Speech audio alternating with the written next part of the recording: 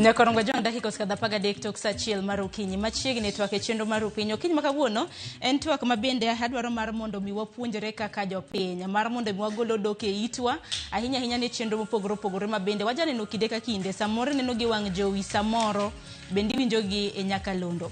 Nyaka sani Nyakorongo John wang'eni nitiere public participation okang' mar kawo pach jopiny mabende osebedo ka timore e kor gwenge magwa. E gwenge makaluo chenro bende dhi nyime en kawo pach jopiny e wi chenro mano mar NADCO. Bende nitiere pach jopiny mabende ikawo Nyakorongo John kaluwore kod uso kwan atamalo 15 mar kambi mar tudruok mar Safaricom mabende piny owacho chano uso ne kambi mano mar Vodacom. Omiyo kiny makawuono nitiere gi okinde manego bed ni puonjo Nyakorongo John gimomiyo ni samoro chuno mar mondo bi wuog kacha mar mondo mi ichiw pachi kaluwore kod dwaro e chenro mopogore mago mag serikal. Yiena mar mondo mi arwak Kennedy Odhiambo okil kamaloka e pacho ka okil Armusi ni misawa gino mara ni chiw makare. Sara nya Sharon. Kinyalo na ka thuolo mar moso jikoro. Ya moso jowinjo te gi joma neno mondo giwinja ka wadhi twak kod mbele. Ero kama na inya. Nyakorongo John kopogore gi okil Kennedy Odhiambo bende nitiere gi okil Peter Agoro. Peter machiegni gino mara ni chiw makare. Ero kama no Sharon. Ni kwara mugajwa ngamoso uno ya reuru waro kuwe budho makawuono mana kamano kinde ka kinde Nyakorongo John ng'eni samoro nitiere ga samue ma jomoko samoro nitiere agoda giwacho ni mago gik moko chuno samoro magi nego bed ni timo gi jomoko mo kata mna ni an gimneno chuno miyo kiny makawuono en wach mabedo biro bedo kuleronwa ioronwa ote lai mago magote machokare deka uchiel nono mbui mago mago ganda bende yudowa achiel kachiel achako di okil Odhiambo nang'o miyo ni okong monde public participation en ang'o ing'eni samoro nitiere dana moro mantiere kanjira woro mana ni to public participation kata mana kawo pach jopiny ni ento en ang'o kawo pach jopiny public participation kaka iwache seloko negi en kawo pach jopiny koro en ni gimoro amora sani chik marwa mar Kenya wacho ni gimoro amora mahusu ngimani onego bed ni owinj paro mari kapok otime nikech titimo mae nikech wacho ni teko te en mar jopiny koro seche ma ng'at ma giyiero mondo tel nigi kapok otimo gimoro amora onego winj ni to gin giwachi ang'o e wachno emiyo itimo gimiluongo ni public participation or choko pachgi emonego bed ni kapok otim gimonego timno nikech iwacho ni gini dhi affect gini nitie gimo dhi timi ngimani to kapok watime to wawinjie ni ineno nade emomiyo itimo public participation titime mana nikech wa recognize or wang'eyo ni teko te en mar jopiny ma jatelo matiyo cha en kizungu luongo gimwacho ni otiyo gimluongo ni delegated authority wamiye mana teko kaka jopiny mar Kenya mondo tinwa ok onyal bedo gi teko molo jopiny momiye teko emomiyo idok ir jopiny kendo mondo iwinj pachgi to gin giwacho ang'o kapok idhi mbele mane public participation sakaen to ber kwa chake gi kanyo nikech oganda nyalo penjo ni an bende awinjora samoro nitiere chuny gweng samoro nitiere boma ka awinjora mar dhi e public participations baka magi koso en gi target yes gima timre public participation nitie gima luongo ni effectiveness odhi bedo gi ndhandhu mar public participation ma choko paro nikech inyawacho ni idwa timo public participation gima jopiny ok winj in gi dayo moro gweng' kucha iwacho na dwaro romo gi mine te idhi gweng' piny kucha tichako thago wigi gi weche mag Safaricom shares ogier geta giwuoro gimiwacho intire kod ne wadhi village makama waromo gi mon 1,000 bo atimo public participation bo achoko pachgi but choko feedback midhi yudo dwoko midhi yudo kuomgi is it effective is it kosene mana mar kalo katiba ni ne wadhi kama wadhi koro yudo kata moko nyaka bed targeted kechido kata moro moko involved gik moko ma complex gik moko matek matin koro nitie jima wacho na wamanyo joma gin stakeholders idwa loso chik moro ma effect jopuonj ing'eni koro kinyal dhi gweng' kucha timanyo mine chiro ni biuru wakawa wadawacho loso sheria mar jopuonj koro nyaka bed transferred kama tidhir mon mag chiro tipenjogi Yung penjo ni mago jopuonj ma high school kok ging'eyo. Koro seche moko nitie moko mabedo targeted. Ni mondo bed effective, nitie joma gino dhi affect to gin gi lony. But moko bende nitie ma koro affect Kenya te. Koro mano biro dhi nyaka kuom emineno ka kata kiloso katiba. Tuwacho no wadhi go kura wate referendum. Ok ng'ini ing'eyo kata kia. Kech wa assume wawacho ni chal ma ine ging'eyo ni moro. Wacho ni jite gocho. Kichekalo 18 kati riek kata kriek ahinya kati somo kata kisomo kura ni nadi achiel. Kech wa assume ni be in gi pachi moro mirwa nyati monadi minyalo golo. Mano winjore yo makare. To agoro samoro mar mondo miler ni nyikwara Mgejwangi. Ng'eni oganda samoro moko kuom yocha public participation. Gin kech gocho ni katwa dhi wakwedi. Ine dhi kwedo ineno karamna ka samoro wang jowi nyaka londi winjo mana ka oganda kwedo tuwinjo karamna ka paro mar kamano kuom ranyisi karamna paro mar chik mag omenda finance bill makamago. Wajanno ka public participation itimo oganda okuno okdwa bang'e tiwinjo ni okadhe. Bende dipendi mane na achiel kuom okenge momiyo ni samoro ji ok gin interested, ok gidwa dhi e rombe makamage. En adieri Sharon ni public participation Kenya ka nitie seche moko mitime just as a matter of formality. Ne king'i article 10 gidwa mana ni mondo migi bing ni ati okete kacha idwa kadhe tiyudo ka ogimi teko gima jopiny wacho kata gima jopiny dwaro.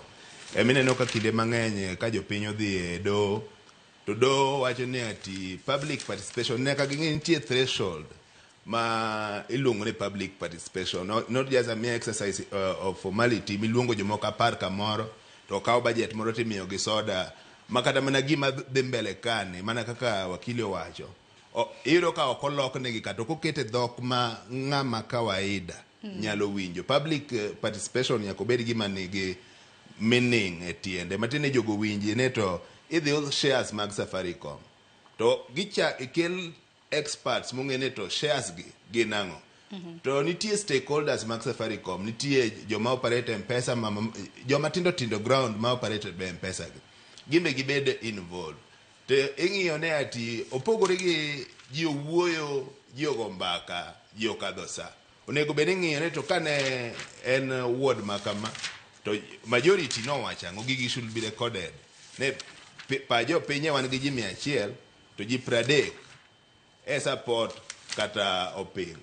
Koro nego bene sama these public officers kata jomo bedo mandated mag implementing these policies geng'eyo ne to ji no wacha ng'oto majority nika ji ok nyal Sharon kata mana kama ji adek ni ok wanyal winjore gimoro amora. But democracy is about the rule of the majority. Ting'eyo ne to majority to pach gi gini ne en wach gi wachang'o to gima giwacho ni sama koro decision ikawo onego bene pach gi ng'iyo to adieri makende kinde mang'eny wasayudo kama no ok timre. Miyudo ka nitie gik moko ma actions moko ma itime wi jopiny lakini kodhi e do to iwacho ni ati public participation no kotimore yo makare. Koro nego bed wang'iyo to kare yo makare ni to en ang'o. Mane penjo maduong' yo makare no to en ang'o. Wakili yo makare no to en ang'o wakili odhiambo nikech nyaka sani wang'e ni ka osetime en luorruok e gwenge mopogore opogore kuom ranyisi kata madhi nyime mar Nadco gi mar Safaricom en gwenge 47 to bang'e bende report bende nitiere ka. Koro yo makare ni ten mane. Asega wacho elsewhere ni public participation malong'o choko paro malong'o nyamana bedo ka wayudo gi system moro ma receive go duoko moko mjopiny magizungu longo ni feedback. Wadhi yudo feedback nadi mondo ng'ato ne wadhi kata mana Siaya to jomoko ne wacho kama jomoko ne wacho kama to koro the final document to wacho gimomiyo moko paro moko nogoe to moko nokawo. Ting'en sa kama kitime yudo ka itime to kotiek tikalo ne wadhi kama to ji ting'o lwetgi hall jadi moyie gi gene to wach no serumo. Bonego bed ni wabedo gi report ma wacho ni kama e general opinion actually points wanyisi gima sefwenyo pach dhano kopogore ahinya. Ibiro ka gik mobedo rest naro gi dawo ni bedo ka gin gik moko kata bich mopogore ngani wach mopogore but it's the same thing. Koro bedo ka pach ji kopogore ahinya tikelo gi koro like 5 issues tidhi kama kama tidwoko gi kamano. Then koro ibiro duogo tiwacho ni ang'o momiyo paro moko gi to nwaweyo, moko gi to nwakawo. Mano kaka ng'ato biro wacho ni karapache ne en gi gimomiyo nodhi public participation. To kapo ni opoga keto ji dhi public participation, to pache mani mugolo kata mana over half of the population man kanyo. Onge kumwinje kamora mora. Ing'en ni gimacho ni is better mondo iwinje kiwacho ni paro ne wa reject than iwinjo pachi no ng'amu wuoye onge. Ibodo ka next time Mara ariyo kaka nende Peter wacho ka. Iyudo ka public participation, iyudo ka samoro kete ma ochok ji, imiyo ji soda allowance. Jomoko biro ma en gimokele. En soda. Soda allowance.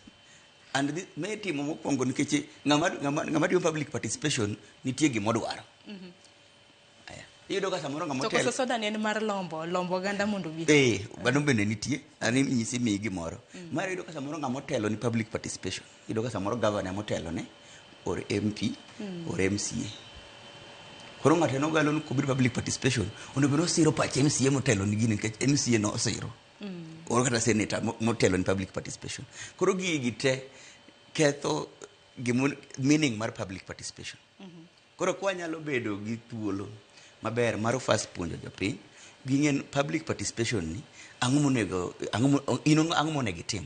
To mokwongo ikuongo ipuonjogi igimidhi timie public participation. Ka nyisi sani idwa nyiso ng'ato ni idwa debate NADCO report. Adwa nyisi kawuono Sharon kati wuok mana kawuono sani donjo ka Wangwari ka.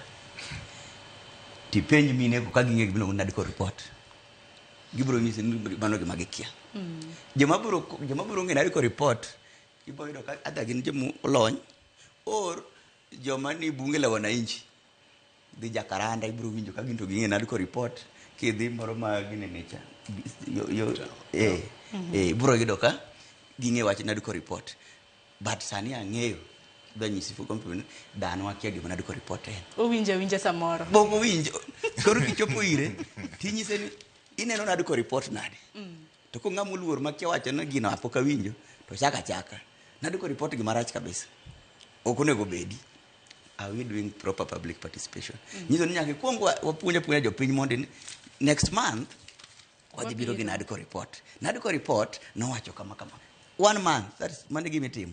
Then koro ka chieng' ma ji obiro in that session, kiro ka ji ong'eyo gima giwuoye.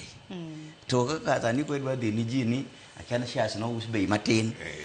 To pok nyiso gin neno go usi pesa di. Ini chaka ni do uso kwa na tamala paga bi. To nene ga tamala di mokwongo.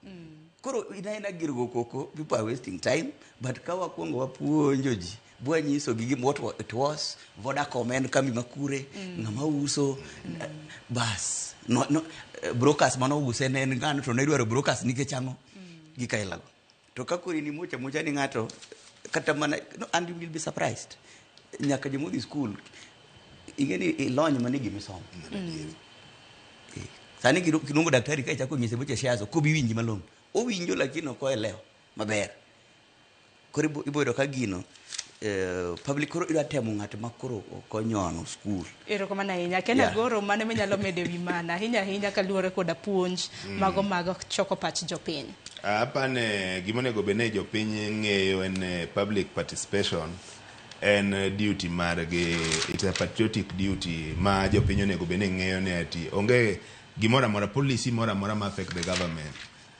Koka the constitution of Kenya 2010 monego bene dhi mbele ka pachgi oko winji. Government and social contract matine en gima uwinjoru gi jomoko ne wadwa bedo kod sirikal matimo ABCD. Koro onge ng'ame miyo teko konego beno timo gimoro without involving you. Ma nyaki bedi to nyaki ng'ene to gima dhi mbele ni en ang'o exactly to unu dwa ang'o minyalo bedo gi paro mopogore gi jotendu mane uyiero. Inyalo wacho ni wan uso shares ni kata waji NADCO ni wan ok wadware nikech ABC to iwacho mana ni ok idwa gimoro mana kaka wakili wacho no. Kisa ng'ene to ang'o ma ok idwaro osami explanation ni to NADCO ni en ang'o, shares gi gin ang'o, to ng'a gini ma uso gi. koka jopiny nyalo bedo gik ma gitimo nyalo bedo gi meaning. Kaka nawacho ne sirikal is a social contract between the people and the government. Ma ok onego bed ni ng'ato kelo ni polisi mopogore gi tich mane miye. Magi gin jotijwa. Onge kaka jatiji nyalo timo tich ma ino kidwar kaka ng'ama ondike. Koro jopiny onego bed ni ging'ene magi joma ni ofis gi joma wandiko to gima gitimo nyaka wan mo migi direction ka gino ber kata ka gino rach. Kamano. To nyaka sani nyaka rom ga jong mana kaka inene wang jowi mari kanyo nitiere paro mopogore ma bende ikawo kuom jopiny. Kinde ma bende koro idhi kata mana kaka nyoro naneno kanyo ka paro ka pacho gande ewi NADCO natimore Mama Grace Onyango Social Hall kanyo kaunti ma Kisumu. Kedhi kata mana mar mondo mi ichiw pachi akeni bende timo nonro moromo mar mondo mi kiloso nikech en gala moro to bende ka be mbui mopogore wang jowi kaka wan gini bende wambwa ka mana gik mwacho to biro to wapedho e TV. Gisani nyaka rom ga jwang nitiere report ma bende Millicent Adhiambo notimo odiochieng' manyoro paro mano mar kawo pach jopiny ewi NADCO. To par ni NADCO kawo pach oganda pod dhi nyime e gwenge magwa makaluo. Onja na paro kaka oganda noloso odiochieng' manyoro.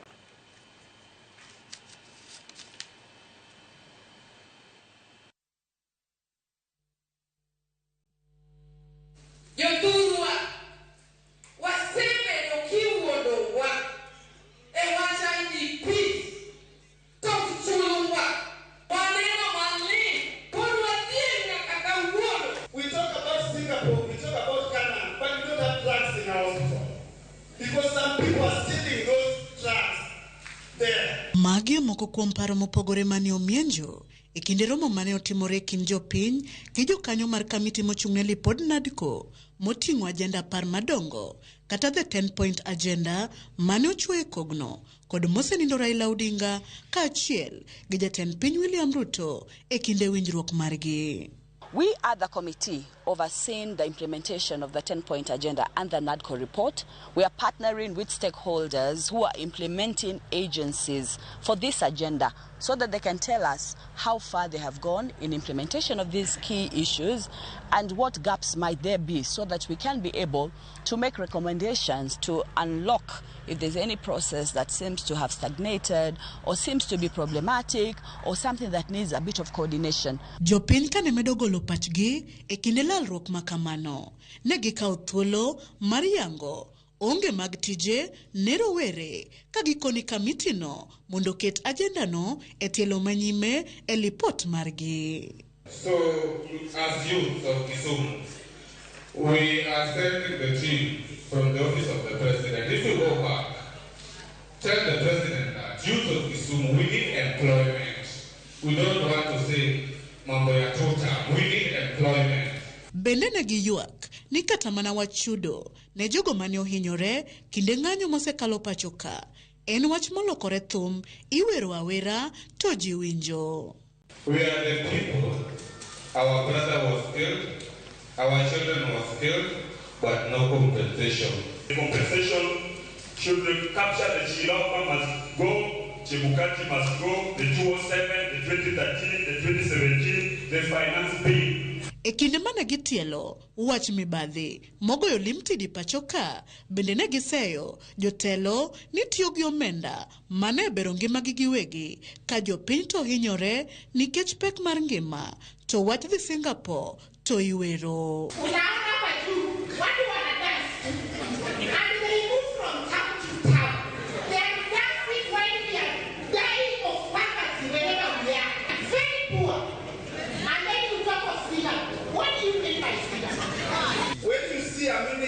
Going to a certain function, you may think that he's going to a war. It is a call boy. Kuom mano jokanyo ne osingo mar neno ni lipot magibiro chwalo mondo okete tim chop dwe manyien biro riwo ywak jopiny duto kaka yor bero ngima jo Kenya motelo ne wachopo Singapore. At the end of the day, what do we want?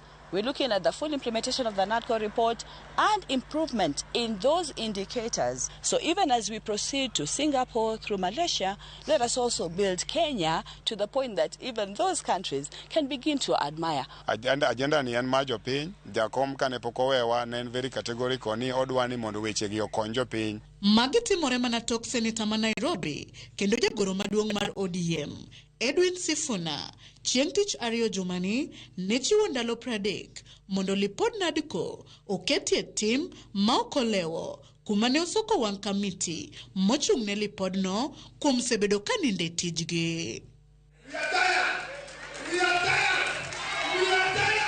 Millicent Adhiambo, Ramogi TV, Kisumu County. Nyakonongo jwang mono kaka chenro no bede kaunti ma Kisumu na kanisi NADCO podi biro bede ke choko pacho ganda e gwenge magwa makadu. Penjo en ni kapo nono ni ng'ato dhi kanyo idhi chiwo pachi kotenre kod NADCO ing'e 10 point agenda ma bende NADCO temo kata mana sero. Nikech nyaka sani owinjo kanyo ka Uganda e kaunti ma Kisumu iwacho ni ichiwo paro gi solution koso nang'o okinde mantiere godo ka choko kod odhiambo nikech ok idhi adhiya ni an orach na teleng orach ni nang'o. Yes.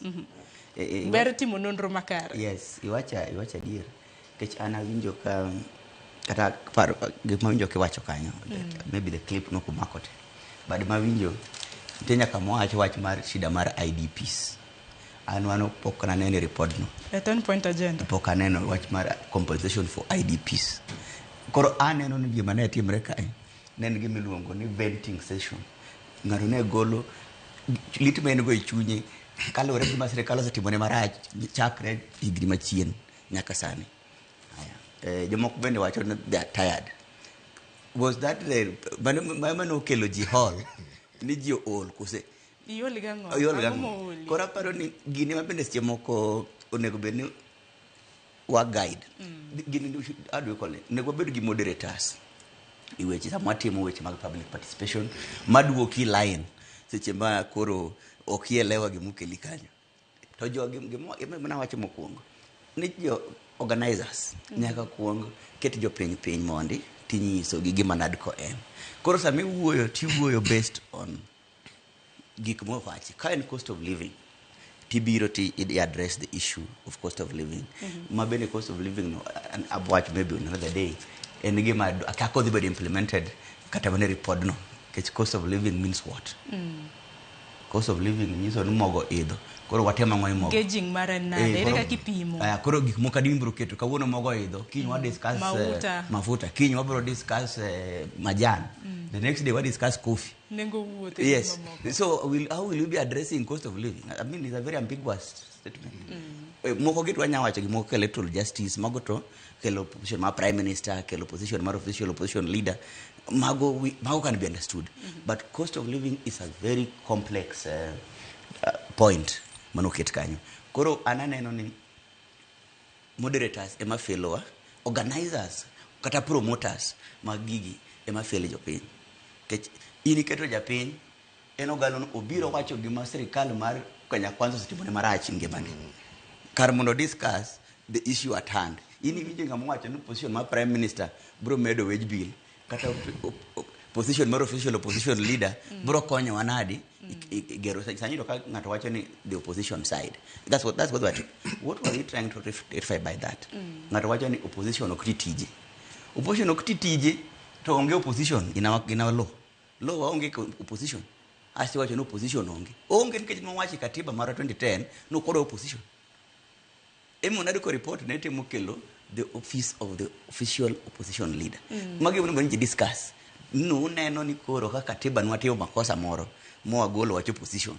Be kwa kelo gini koro mwana go office ni nyabedo maber. Magi wono bani njoka discuss Kisumu. Akini kota mna kopogore kata mna gi NADCO Peter Goro. Kopogore kata mna gi wache mag NADCO nikech angeni paro makamagi public participations gin gik ma pod biro bedo ka dhi mbele nikech en gino ma bende ntiere katiba marwa.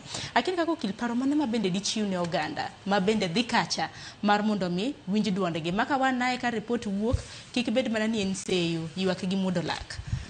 Abane kapoka chiwo paro ne oganda anyalo chiwo paro ne sirikal. Nikech kineno kaka ne jogo wuoyo mana kaka Mr. Kennedy osewacho gin joma no dhi kacha ng'eny gi nokia gima gidhi timo kanyo in the first place. Gidhi adhiya nikech onyis gi ni nitie gima dhi mbele ma gikia ni to en discussion ma kada ka en NADCO to NADCO ni en ang'o. But it's also the duty ineno government they are the primary duty bearers of this right. Onego bende gi create awareness maka ji poko dhi kacha mondo contribute to goal pachegi.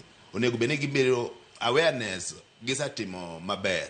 Make itime through media kaka unjo fuambo to nego bene gi sabedo gi adverts ma itime nyaka vernacular stations mondo ji owinjne to ka Monday wadhi Othoro polling station to wabiro wuoye gik machalo kama koro momiyo ng'ato ok bibiro wachne mare gine ne IDPs ka ji wuoyo gi wach NADCO kod koro man is a failure of the government itself. Government onego bene gi create awareness ma ji ong'e exactly to ka gima ni wuoye en chieng' tije makama to magi are the agenda. To koro jopiny paro manyalo miyo jopiny mondo mi pachgi account en ni nyaka jopiny be o participate actively governance affairs margi. Participate actively matiende gimo nego bene kaka in is your duty also as a citizen mar mondo mi ng'ene to kane shares iuso iwinjo ne iuso gi. It's also your duty also to dig deep. Kata ka sirikal dwe to need this information. Nitie right to information under Article 35. Inyalo dhi mondo mi ng'ene to shares ni use ne ng'ageni. Inyalo ndiko barupe ichako penjo aina gweno. Tiuse nango. Mano emomiyo wan gi Constitution of Kenya 2010. Koro is also our duty mondo mi wabed informed also citizens. Ok wabeda japiny ma in yawadhi kode. Nyaka ing'ene to penji ni to taxi ni michulo. Odhiga kanyi ma koro ka gik moko aina gitimore tibedo in a better position mar organize people maka udhi kaya cha to you are well organized unyalo articulate agenda maru e yo makare ma kata mana sirikal winjo ne nitie public participation Nairobi primary to ma kaka de jopiny wacho koro ber mar mondo mi piny wacho bende lande gigi eyo machon kapok kata mna gitimo iwacho ni public participation makamagi mar mondo mi jopiny obed gi ikro nikech samoro ng'ato nyalo kadho kata mna wacho ni tie primary moto wacho ni ang'o madhi nyime kae we achuo wang'a awinja ndagi madhi mbele koko mano bende nyakoro nga juwang'a paro bende dhi nyime mano mar kawo pach jopiny kotenre kod uso kwana tamala 15 mano mar kambi mar tudruok mar Safaricom ne Vodafone okang' ma bende kineno kata mbui mag oganda nitiere jok ma chiwo paro mopogore opogore chiwe mbui to crash to kata kamano bende isewuok oko e galamoro mar mondo mi chiw pachi. Nitiere report ma bende Walter Nyambaga nolosonwa ahinya e kinde ma bende paro makamano ni choko godo pach jopiny e gwenge mag Nairobi kaendi e kar jot mano mar KCC. Wawinja nani to koro mar Safaricom to nodhi nade? Nyim komiti mar od bura marango weche mag omenda ma ochwe kom kod jaod bura mamolo Kimani Kuria kama chendo mar kawo pach jopiny wi uso mar pok sirikal e kambi Safaricom ne kambi tudruok mar Vodafone chendo madhi kawo jumbe ariyo e counties 30. Kama hii pesa itaenda na kusaidia kasi kama hiyo kufungua hiyo manjia na ile ya barabara tutai support na kusema ni heko sababu wauze watengeneze lakini trust iwe. If you listen to Kenyans, what they are saying is what they are asking for.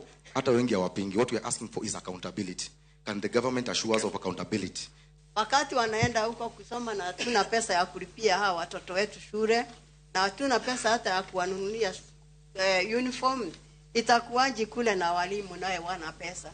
Hii pesa sikipatikana ifanya ile kazi inatakikana. Kae majopiny othalie kod komiti no kagikone gidwaro mondo kuponi Safaricom iuso to maromo shillings bilioni 240 ketie gedo mag ndara kod kunde mag somo. Isa ambazo zinauzwa za Safaricom ambazo Vodafone anapewa 10%. Sawa. Ni gani hizi ambazo mwananchi wa Kenya haizi nunua? So angalia hapa. Ni sisi maskini kwa sababu hii pesa ni yetu.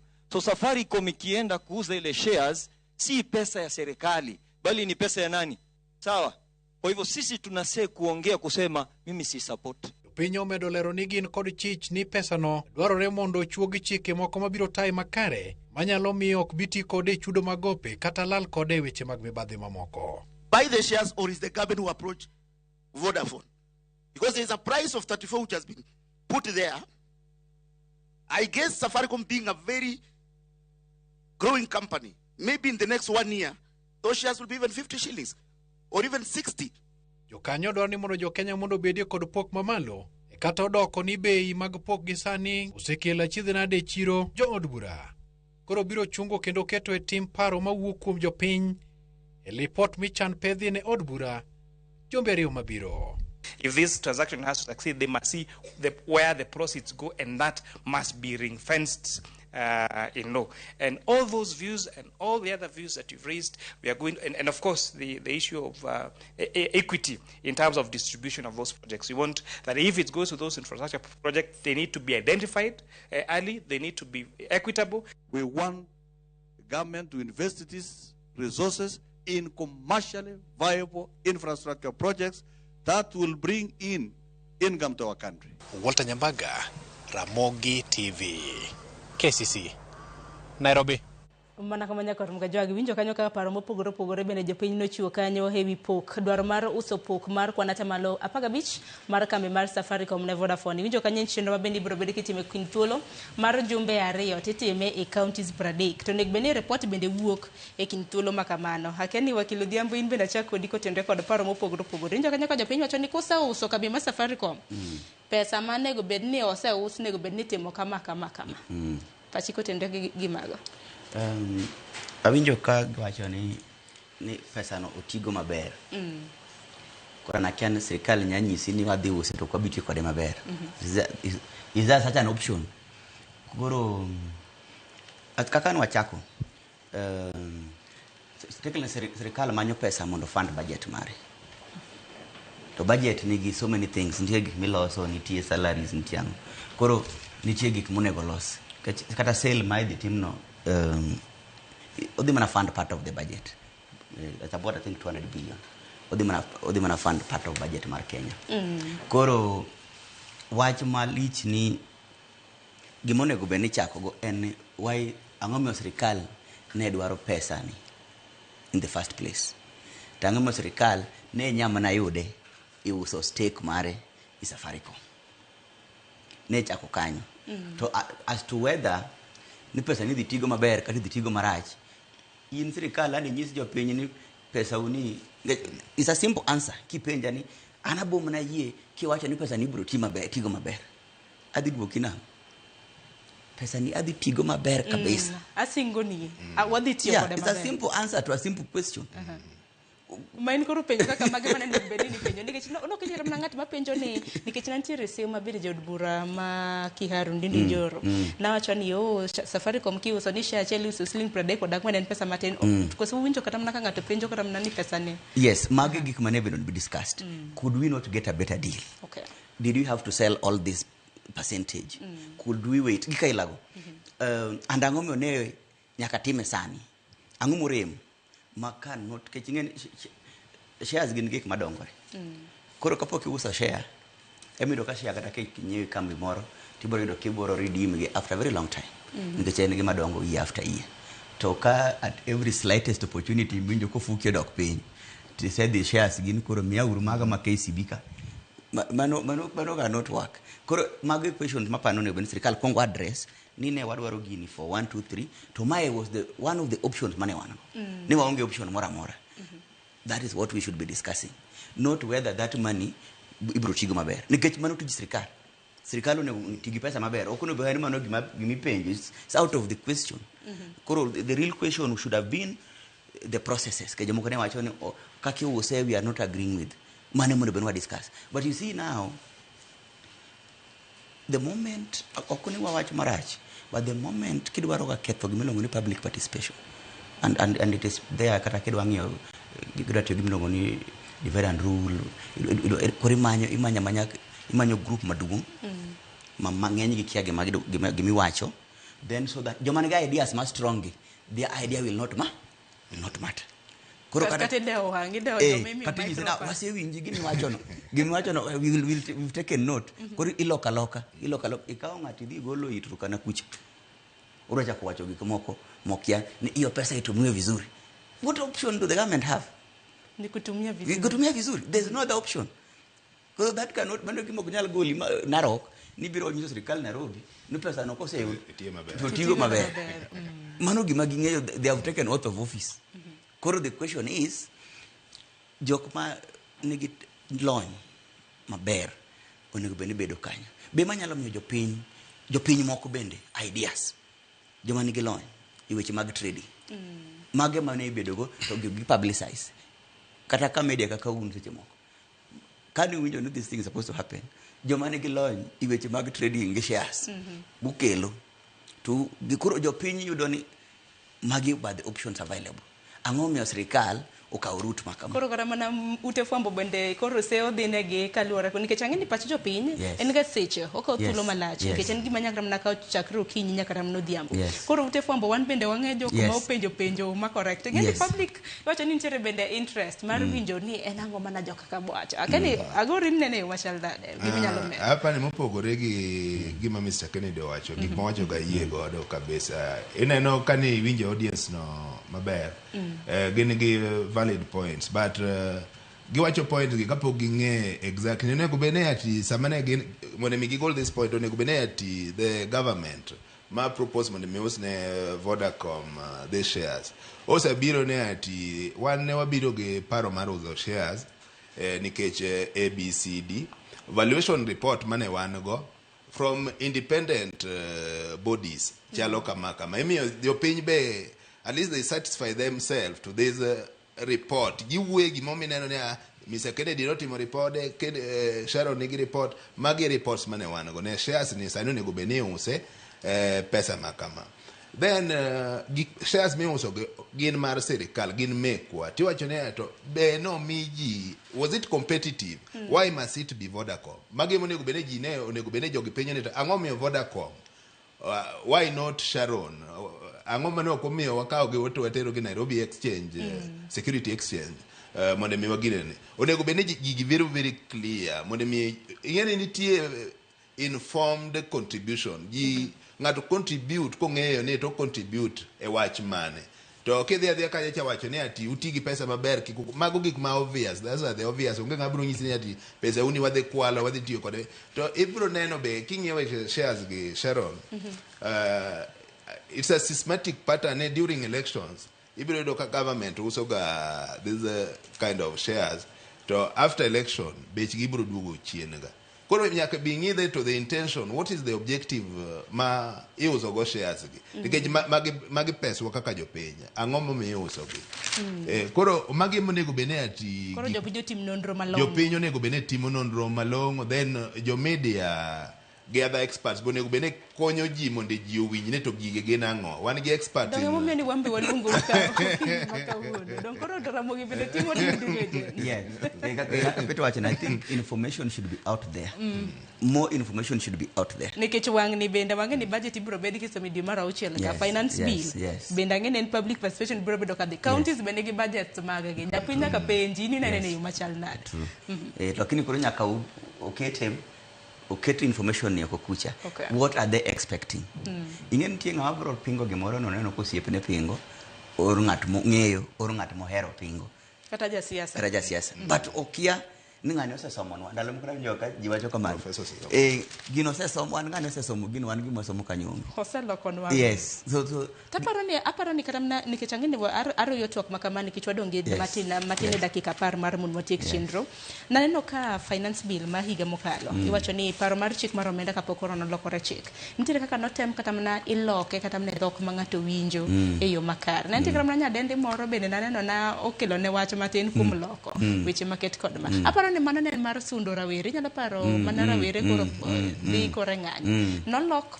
finance bill ni mar mondo mi ogando winje nek bende time kamano sirikal onego bende mane tim kaka neno kan waloso katiba ndalo moko dongo nolo kanya katiba e Kiswahili before kana referendum biro and all that nikech idwaro ng'ata otem at least the majority otem ng'eyo gima dhi mbele kaka nyaka ranyo newspaper some space to ginyiso ji what it is about and all that Korea assume yes but at least it is more than kaponoki more than yes kaponoki okimiyo gi access koriboro ka ji discuss gik moko ng'eyo to actually that is the biggest problem in Kenya kasani nikech people are busy with their things koro ji bo discuss gik moko ng'eyo to paro no koro is just a sham it's a waste of time kora paro ni mane nitiere paro moro ka ma hang'ini biro bedo kodwoko Ruth Nathi Ochieng nino chenro to thothu be naneno ka more gi twak kaka upuonjo jopiny Ruth Nathi Ochieng wacho ni kaw paro no to en mana formality ok ketgi e tim tinde wang'eyo kaka weche go ringe Kenya ka